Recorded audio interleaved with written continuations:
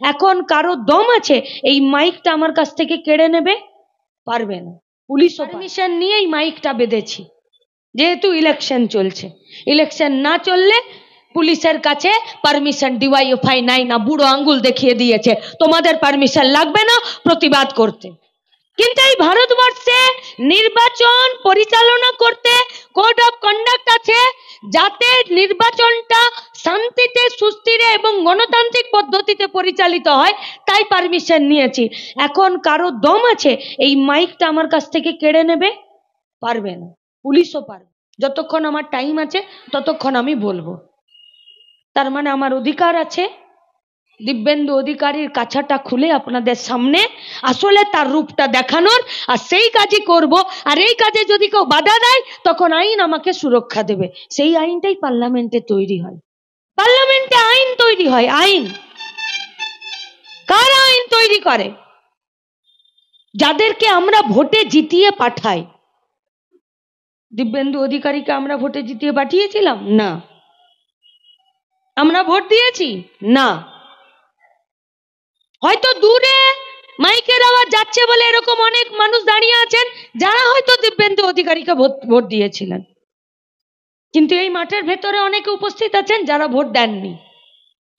কিন্তু জিতে যাবার পর দিব্যেন্দু অধিকারী তো আমার লোকসভা, তিনি তো এমপি, তিনি তো পার্লামেন্টে গেছেন, গাড়ি চেপেছেন, ট্রেনের টিকিট দিতে হয়নি, টিকিট কাটতে হয়নি, আমাদের পয়সা দিয়েছি যে যাও টিকিট কেটে দিল্লিতে মিটিং এ বসো। ফোনে যে মোবাইলের পয়সাটা ভরেছে সেই পয়সাটা অধিকারী এন্ড সন্স থেকে নিতে হয়নি, আমরা আমাদের গতর খাটিয়ে যে টাকা সরকারকে দিয়েছি সেই টাকা থেকে মোবাইলের টাকা ভরে দিয়েছি, যে তমলুকের কথা পার্লামেন্টে জানানোর জন্য মোবাইলটাকে ব্যবহার করো। তাহলে টাকার যোগানদার আমরা, টাকার যোগানদার আপনারা। যে বাচ্চাকে একটা বেলুন কিনে দিয়েছেন, আর যে নিজের পায়ে দুটো হাওয়াই চটি কিনেছেন, আর যে নিজের জন্য একটা গামছা কিনেছেন, আমরা হলাম টাকার যোগানদার। আর ভোটের যোগানদারও আমরা। ভোটে হার জিত আছে, জিতেছেন তাই আপনি এমপিতে গেছেন, তাই পার্লামেন্টে গেছেন, তাই সেখানে বসেন, বেতন নেন। গোটা তমলুক লোকসভার মধ্যে যত খেটে খাওয়া মেহনতি মানুষ আছে, পরিবার আছে, তার জন্য কাজ করার জন্য আপনি যান। মুখ দেখিয়ে মিমি নুসরাতের সঙ্গে হাই হ্যালো করে বাড়িতে ফিরে আসার জন্য আপনি যান না। কি করলেন? আইনে কি হয়? আইনে আমার অধিকারকে সুরক্ষিত করে।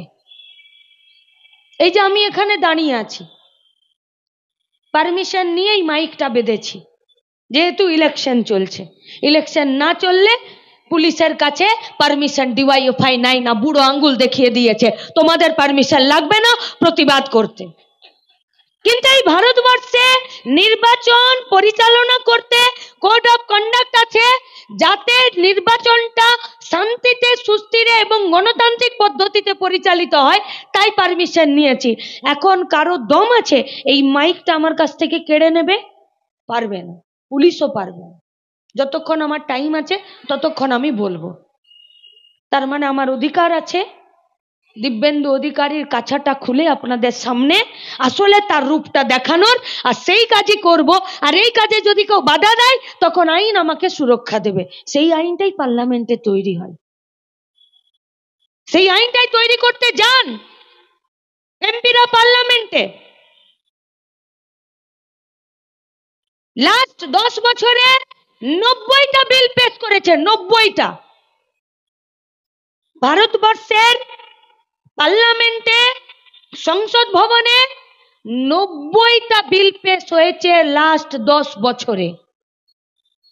पूछिए ना दिव्येंदु साहब से कि 90 गो बिल में कोलाघाट हो या हल्दिया हो, वहां का एक भी श्रमिक का उसका श्रम, उसका मजदूरी, তার রেস্ট, তার বিনোদন, তার বিশ্রামের জন্য তার পক্ষে 90টা বিলের মধ্যে একটা বিল ছিল?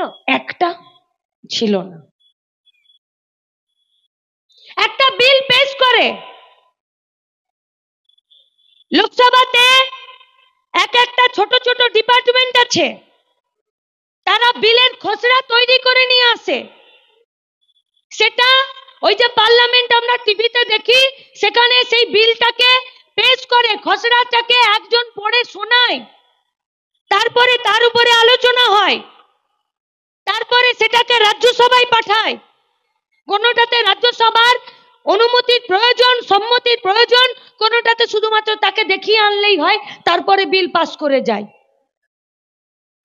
তাহলে একটা বিল লোকসভাতে পাতে পড়া, তার উপরে আলোচনা করা, তারপরে রাজ্যসভায় পাঠানো, তারপরে ফেরত এসে তাকে আইন তৈরি করতে আপনি বলুন না মোটামুটি কটা দিন সময় লাগতে পারে? এটা এতগুলো লোক আছে। আমি তো ছোট থেকে যত পার্লামেন্টের আর্গুমেন্ট শুনি, একটা কথাও স্পষ্ট বুঝতে পারি না, সবাই হই হই করে চিৎকার করে, যেমন এখন সন্ধ্যেবেলা পশ্চিমবঙ্গের টিভি চ্যানেলগুলোতে চিৎকার করে সবাই। আসল কথা কে কাকে কি বলছে বোঝা যায় না।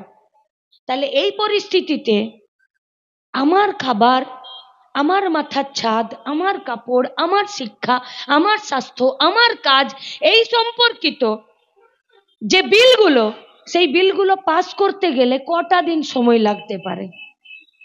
2 দিন লাগুক, 2 দিন, একটা দিনে তো হবে না নিশ্চয়ই, 2 দিন লাগুক। যে আজকে আমি শুনলাম, কালকে আমি এসে এর বিরোধিতায় কিছু কথা বলবো, আমি কিছু জেনে আসবো, তারপরে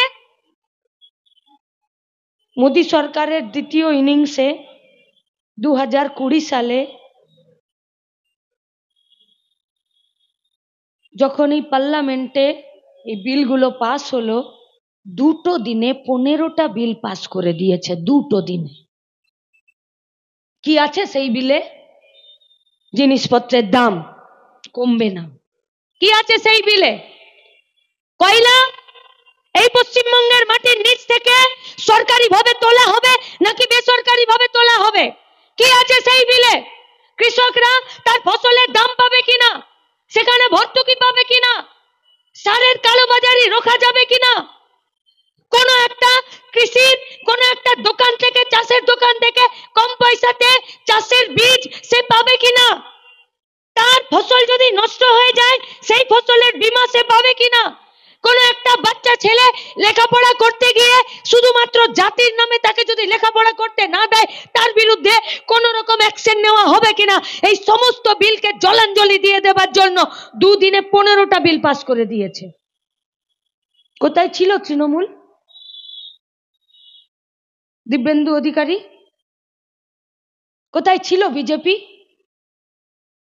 যদি বিজেপির একক সংখ্যাগরিষ্ঠতা আছে, আপনাদেরকে জিজ্ঞেস করছি, যান না বুথে, যান পাড়াতে, বলুন যে 2 দিনে 15টা বিল পাস হলো, দিব্যেন্দু অধিকারীর বুকের সাহস হয়নি নিজের পাড়াতে একটা পোস্টার লাগানো যে 2 দিনে 15টা বিল অনৈতিক ভাবে, স্বৈরাচারী ভাবে বিজেপি পাস করে দিল, আমি এর বিরোধিতা করছি।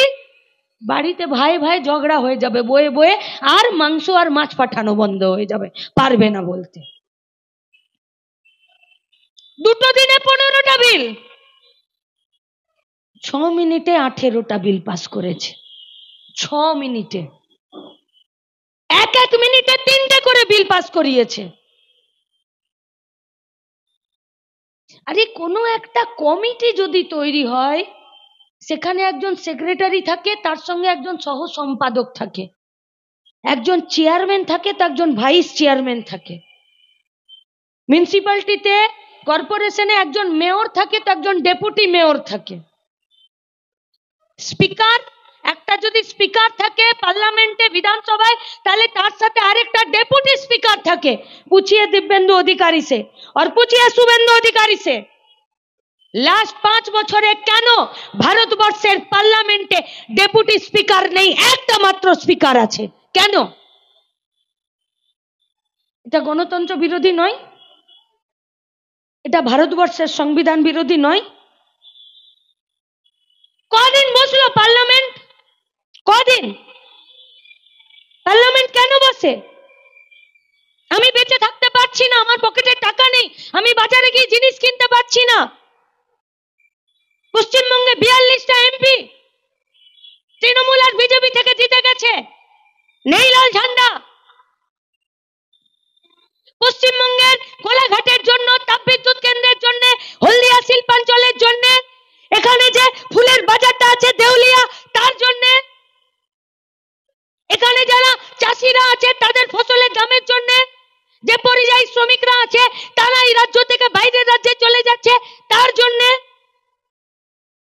কদিন বসলো পার্লামেন্ট? বসলো না পার্লামেন্ট। বিগত সময়ে যে সময় পার্লামেন্ট বসতো, যদি সেটা ছিল 75%, সেটা 27% পার্লামেন্ট বসেছে। তাহলে পার্লামেন্টে যারা যাচ্ছে তৃণমূল বিজেপির পক্ষ থেকে, তারা আমার আপনার কথা বলতে যাচ্ছে না, তারা মোদি মমতার কাছে জো হুজুরি করতে যাচ্ছে। তাই পার্লামেন্ট মানে আইন তৈরি করার, যে আইন আমার অধিকারকে সুরক্ষা দেবে, যে আইন আমার কাজ, আমার খাবার, আমার সম্মানকে সুরক্ষা দেবে, তার জন্য।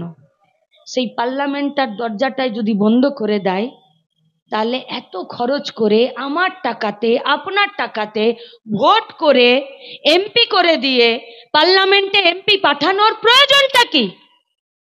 এখানেই লাল ঝান্ডার দরকার, এখানেই লাল ঝান্ডার দরকার।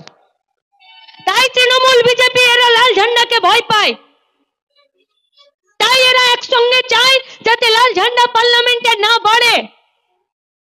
কারণ লাল ঝান্ডা যদি পার্লামেন্টে বাড়ে, লাল ঝান্ডা যদি পার্লামেন্টে থাকে, তাহলে ওদের দম হবে না 6 মিনিটে 18টা বিল পাস করে দিয়ে আর 2 দিনে 15টা বিল পাস করে দিয়ে আমাদের কাজ, আমাদের কারখানা, আমাদের জিনিসপত্রের দামকে সবকে জলাঞ্জলি দিয়ে দেওয়া। তাই কে ভোটে জিতে যেতে পারে